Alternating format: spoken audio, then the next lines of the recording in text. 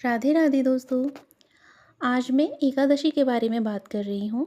दोस्तों, वैसे तो साल में कुल 24 एकादशी होती हैं, लेकिन इस साल अधिक मास होने के कारण अब के वर्ष कुल 26 एकादशी पड़ने वाली हैं।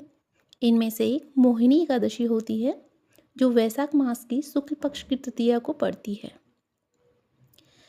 आज मैं मोहिनी एकादशी के बारे में बात कर रही हूँ। दोस्तों, ऐसी मान्यता है कि समुद्र मंथन के समय जब अमृत निकला था, तब उसे राक्षस छीनना चाह रहे थे।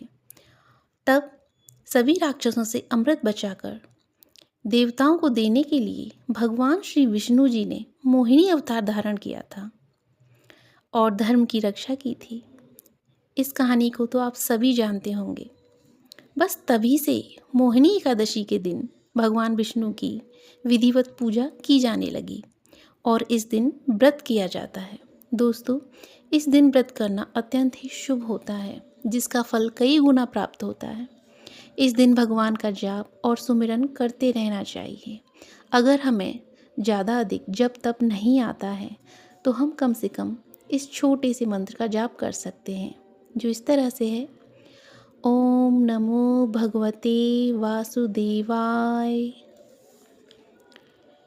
दोस्तों, मोहिनी एकादशी व्रत कथा वैशाख मास की शुक्ल एकादशी को सुनी जाती है, जो पापों से मुक्ति और मोक्ष प्रदान करती है। इस दिन व्रत का मुख्य उद्देश्य भगवान विष्णु के मोहिनी अवतार को समर्पित होता है।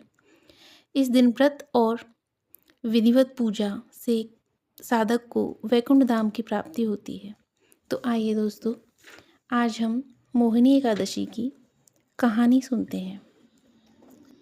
वैसे तो दोस्तों, मोहिनी एकादशी पर कई कथाएं उपलब्ध हैं, लेकिन मैं जो आज कहानी बोल रही हूँ, हमारे यहाँ इसी कहानी को सुना जाता है, जो इस प्रकार है। पौराणिक कथाओं के अनुसार सरस्वती नदी के पास भद्रावती नाम का एक सुंदर नगर था। उस नगर में धनपाल नाम का एक अमीर व्यक्ति रहता था। वह स्वभाव में बहुत ही दयालु और दान पुण्य करने वाले व्यक्ति था। उसके 5 पुत्र थे, जिसमें सबसे छोटे बेटे का नाम धृष्ट बुद्धि था। वह गलत कामों में अपने पिता का पैसा बर्बाद करता था, जिससे उसके पिता बहुत दुखी रहते थे। एक दिन पिता धनपाल ने उसकी बुरी आदतों से परेशान होकर उसे घर से बाहर निकाल दिया। धृष्ट बुद्धि दुखी होकर जंगल की तरफ चला गया और दिन रात शोक में डूबा रहने लगा।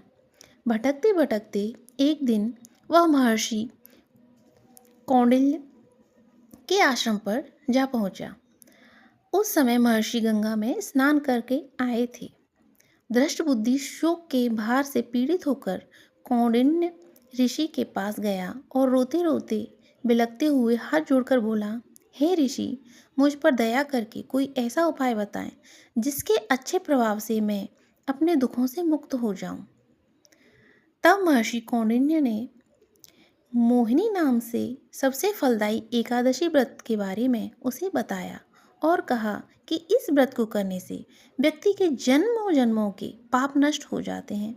धृष्ट बुद्धि ने ऋषि की बताई गई विधि के अनुसार व्रत किया, जिसे करने से वह किए गए सभी पापों से मुक्त हो गया। उसके बाद वह वैकुंठ धाम को चला गया।